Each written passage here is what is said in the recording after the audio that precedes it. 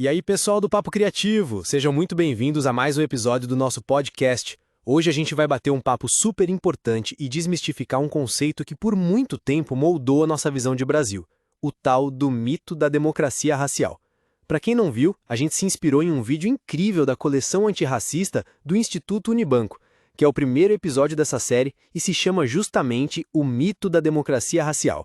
É um material riquíssimo que nos faz refletir sobre a história e a formação da nossa sociedade.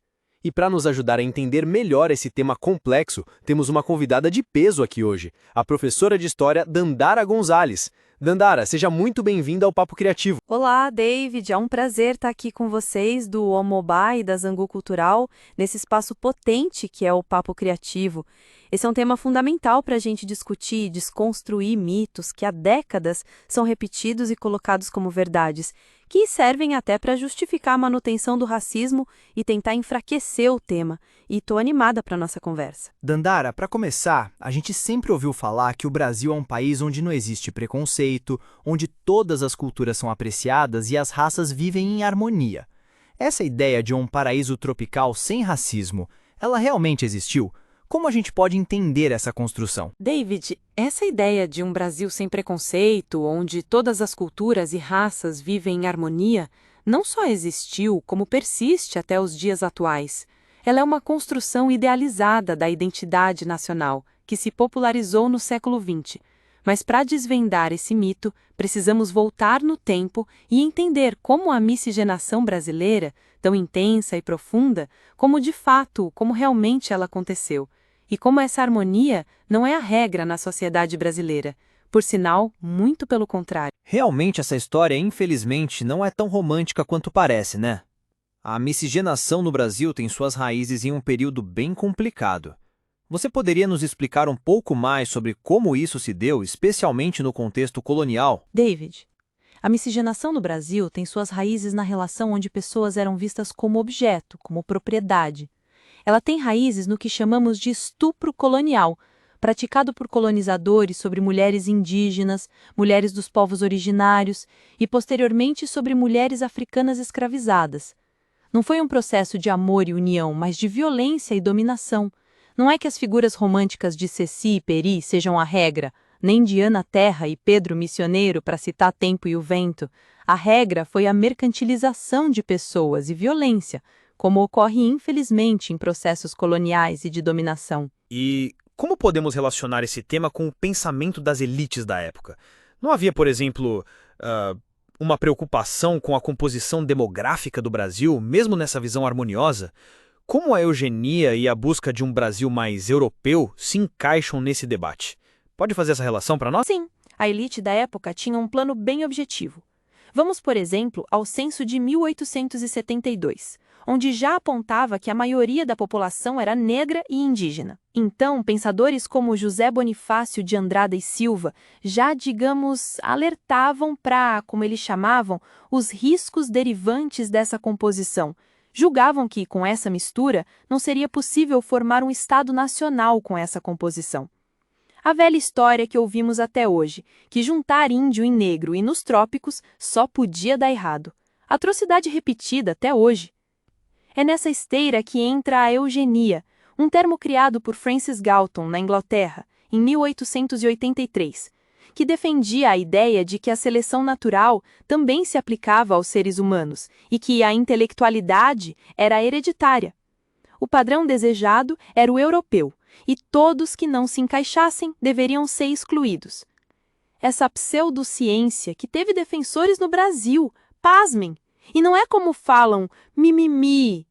Você encontra esse debate exposto pelo genial Jorge Amado em Tenda dos Milagres, na luta de Pedro Arcanjo contra seu algoz Nilo Argolo. Nilo, um defensor da eugenia, como forma de propagar seu racismo fundamentados pela eugenia. Genial o livro de Jorge Amado. Se você se interessa pelo tema, não pode deixar de ler. E a história se passa no início do século XX. Veja quanto tempo a ideia de eugenia se espalhou e, pior ainda, está aí entre os racistas e, pior, no senso comum. Então essa ideia de embranquecer a população ganhou força no Brasil. O governo chegou a incentivar a imigração europeia. Qual foi o impacto dessa política e como ela se manifestou Teve até congressos internacionais debatendo sobre isso, certo? Sobre a pseudociência e a eugenia. Conta aí para os nossos ouvintes. No Brasil, essa ideia ganhou força no início do século XX, com o objetivo de embranquecer a população.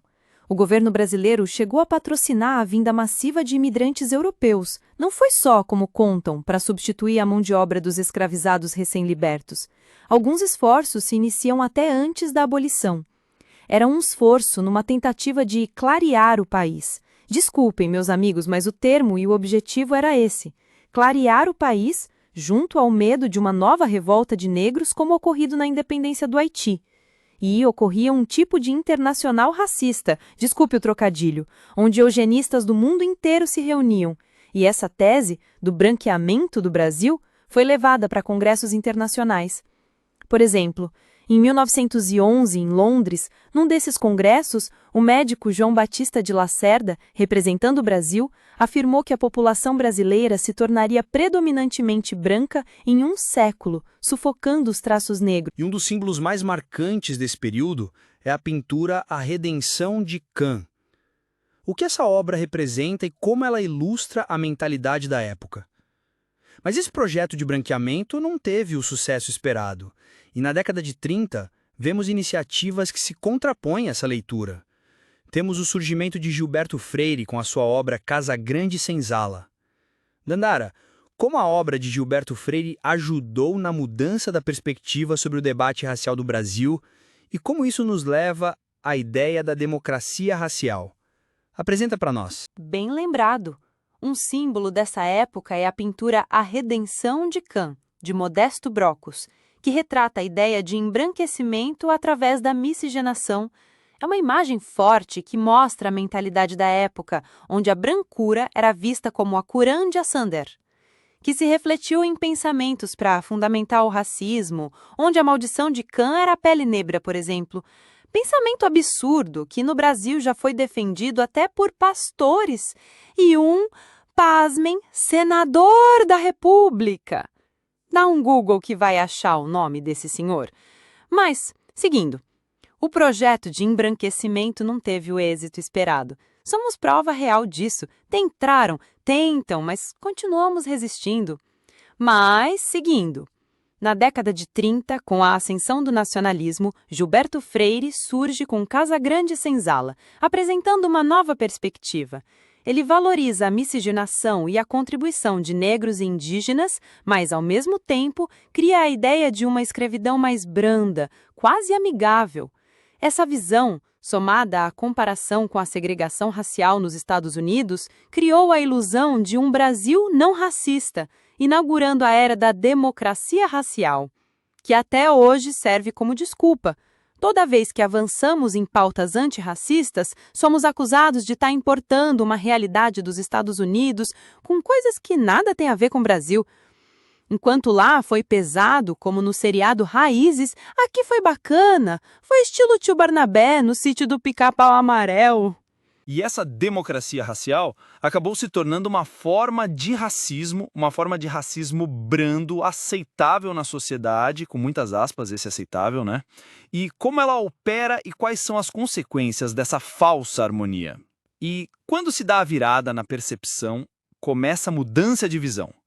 Como aconteceu a percepção da não existência da democracia racial, mas da existência do mito da democracia racial? Vamos lá, vou tentar simplificar ao máximo.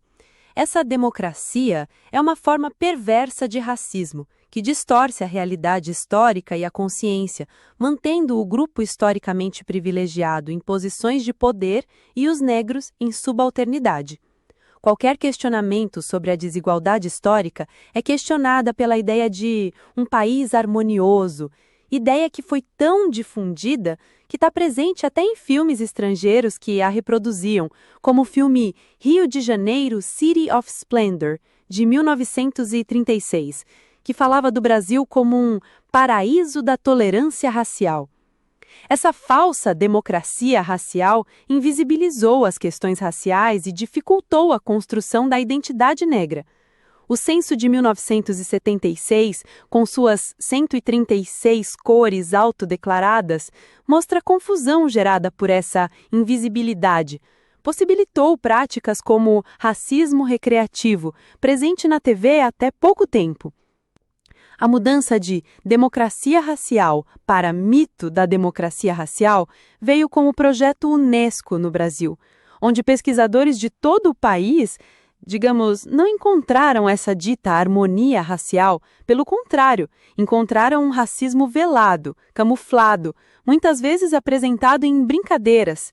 E nesse cenário que Florestan Fernandes, grande sociólogo, cunhou o termo mito da democracia racial. Foi através de pesquisa da realidade nacional, não foi como dizem invenção da cabeça. O debate muda por meio do estudo. Mas não podemos esquecer do acúmulo dos primeiros debates e passos do movimento negro no Brasil. Não podemos esquecer disso. Já haviam pessoas debatendo. E pegando o caminho de sua fala, Dandara responde para nós.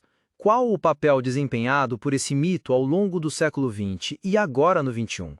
E o que tem sido feito nas últimas décadas para amenizar as desigualdades que ele mascarou e ainda mascara? Como posso dizer, esse mito da democracia racial serviu para mascarar o abismo social, não só entre brancos e negros, como também as questões dos povos originários.